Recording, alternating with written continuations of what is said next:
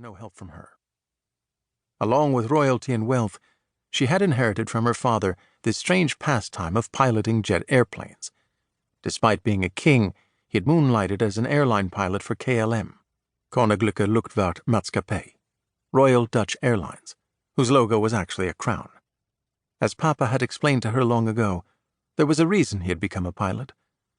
It was that when he was at the controls, he had not merely the opportunity, but the sacred obligation to focus solely on the machine that was keeping him and his passengers alive.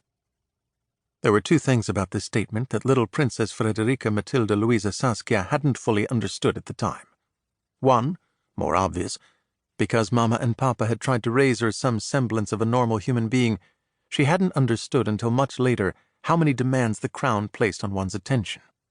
Now she knew this very well. Two, which had only come to her recently, the machine that was keeping him and his passengers alive was a metaphor for the Netherlands, an engineered contraption that would kill a lot of Dutch people if they didn't keep pushing the right buttons. She felt a sense of freedom and clarity of mind while at the controls of an airplane during the descent and the preparations for landing.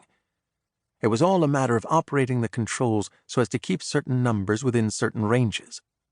By the time the jet was skimming the runway at Waco, its speed needed to have been reduced to a figure denoted VREF. This varied with such conditions as temperature, weight of the aircraft, and runway conditions, but anyway, it could be calculated from those 30-year-old tables, and there were known procedures for getting the plane's speed down to that number. At the same time, they needed to pass vertically downward through the entire troposphere, the shell of air surrounding the Earth, where weather happened, until the number on the altimeter matched whatever the altitude of Waco was. Again, there were known procedures for achieving that, all of which needed to mesh with the series of turns dictated by those harried Texan air traffic controllers. The operation of the jet's controls toward the systematic achievement of those objectives, the terse, pithy, but utterly calm exchanges with Johann and with the voices on the radio, all combined to put her into a state of being that the Dutch referred to as normal, with the accent on the second syllable, a different thing altogether from the English normal. To explain normal fully would fill a book, but the most important thing about it, if you happened to be a member of the Dutch royal family, was that normal was exactly what royals were forever under suspicion of not being, and so anything you could do that made you normal was desirable. And since that could easily be faked, it worked best if it were some activity that would get you killed if you did it wrong. If you rode your bicycle to school, as she had famously done when she had been a little girl, haters could and would claim it was a publicity stunt, and scoff at anyone naive enough to fall for it.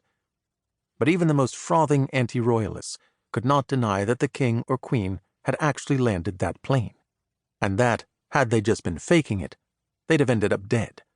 Moreover, it was not something a monkey could do. Even a royal could not get certified for it until she had taken in a fair bit of mathematics, physics, engineering, and meteorology. In the distant past, kings had shown the world that they meant it by strapping on a sword and riding into war, putting their lives on the line.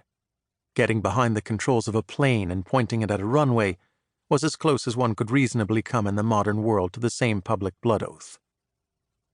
Her staff were thinking of details she wouldn't have, and ought not to, given her present responsibilities. It was a natural mistake to think of Waco as cool, simply because it wasn't as hot as Houston. But in truth, the plane would become an oven the moment it touched down. Getting out of it wouldn't much improve matters. Inside or outside, it was only a matter of time before they all succumbed to heat stroke. So a plan needed to be in place to get the plane and its occupants at least under shade, and preferably into air conditioning within minutes of touching down. They had earth suits in the cargo hold, of course, charged and ready to go, but the idea of breaking them out this early felt panicky and amateurish.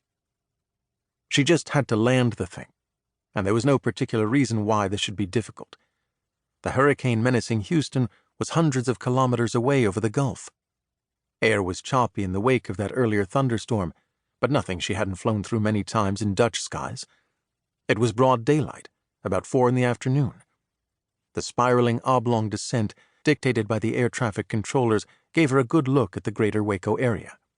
It was flat and green. Not as flat as home, but this was a landscape that, as far as the eye could see, was uncomplicated by anything resembling a hill.